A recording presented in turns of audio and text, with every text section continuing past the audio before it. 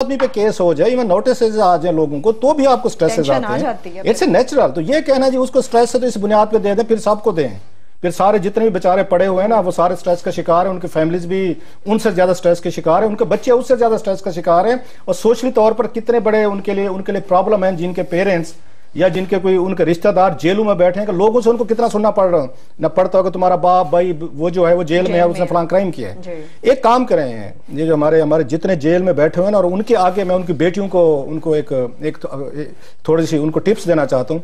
आप एक Twitter account बनाएं, उस ट्विटर कैंपेन पे अपने अपने बाप की उनके साथ में तस्वीरें लगाएं, और एक कंपैशनेट बुनियादों पे कैंपेन लॉन्च करें आप इस मुल्क में। आपको भी उतना राइट है, एक प्रेसिडेंट बन गया अब इसके बाद। और इसके बाद आपको 8-10 एंकर्स और कॉलम निगार साथ मिले जो धूड़ पट दें, हमारे यहाँ कहते हैं ना, हमारे साउथ में धूड़ पट देनी, मिट्टी उड़ा दें कि जनाब कि अगर नवाज शरीफ साहब को आपने रिहा ना किया तो पाकिस्तान का आसमान गिरने वाला। ये बड़ा जरूरी है। फिर साथ में तगड़ा सा एक वकील करें, ख्वाजा हारिस साहब जैसा, जो बेचारे नहीं कर सकते।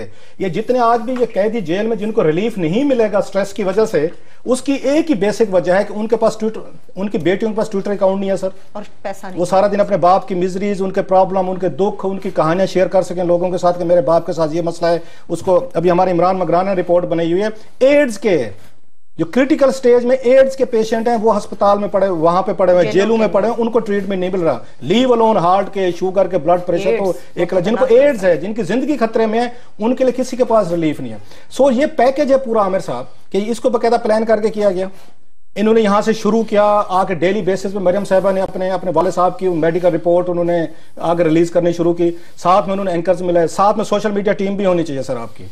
उसके बाद पूरा रोला डाल के लोगों को डरा के कि इनकी जान खतरे में है और आपके गले में ये पड़ सकते हैं ये, और ये कह देना कि भुट्टो साहब की लाश भी आज तक आपकी इससे नहीं गुजरी। ये डराया गया बेसिकली, ये डरा के एस्टेब्लिशमेंट भी डरी है इससे, और ये लोग भी डर गए हैं कि नवाज शरीफ साहब की हमारे गले में उस तरह ना पड़ जाए जैसे भुट्टो साहब की आज तक वहां पे पड़ गई है। सो ये फैसला जो है सर, ये बहुत सारी कंसिडरेशन का है। अदरवाइज जो पिछली पेशी पे बड़ी क्लियरली उन्होंने सारी चीजें बताई थी कि कहीं पे ऐसी चीज नहीं हो रही जहां पे इनका इलाज नहीं हो सकता या नहीं होना चाहिए। फर्क वही है सर, आपके बच्चों के ट्विटर अकाउंट हूं, आपके पास जहां पे 8-10 एंकर्स हूं जो 8 से 10 बजे बैठ के शोर डाल सकें, क्योंकि बड़े आदमी है ना, मैंने पहले कहा हम क्यों गुलाम इलाकों के लोग हैं बेसिकली। इतने बड़े ख्वाजा हारिस साहब ने आखिर में कोई उनका लीगल आर्गुमेंट नहीं रह गया था, यही था जी ज़हनी दबाव में दबाव है। सो कोई नज़ीर नहीं, कोई आर्गुमेंट नहीं। और लास्टली मैं थोड़ा सा अगेन बड़ी मोहब्बत प्यार के साथ इनसे हम सीखते हैं, उनसे चीफ जस्टिस साहब से।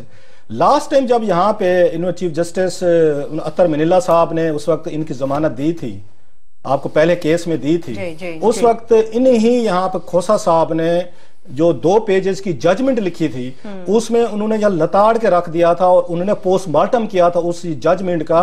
यहाँ पे इनका ये जो अतर मनीला साहब का 5 गलतियां निकाली थी उन्होंने जजमेंट में, और हैरान हुए थे कि आपने इनको जमानत दी कैसे, नवाज शरीफ साहब को, मरियम को और सफदर को।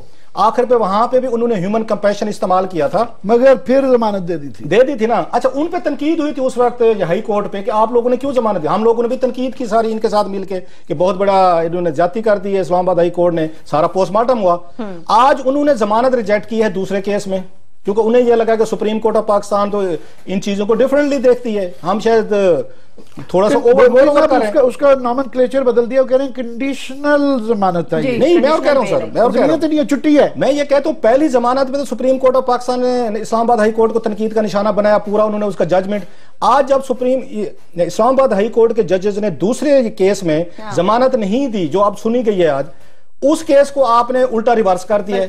सो मुझे थोड़ा सा समझाया जाए आमिर साहब, समझाया जाए थोड़ा सा। इस्लामाबाद हाई कोर्ट ने कुछ दिन पहले यह कहा है कि मियां साहब बिल्कुल ऑल फिट, रेगुलर, स्लिम, बिल्कुल इनको कोई मसला नहीं है। वो भी तो जजेस है ना, आपने इंडक्ट किया ना उनको। वो ये कह रहे हैं कि मियां साहब की जान को खतरा नहीं है, इनको कोई प्रॉब्लम नहीं है, इनको बिल्कुल अच्छी हेल्थ की फैसिलिटीज भी मिल रही हैं, इनको बिल्कुल प्रॉब्लम हम नहीं दे रहे, इनकी मर्जी का इलाज हो रहा है।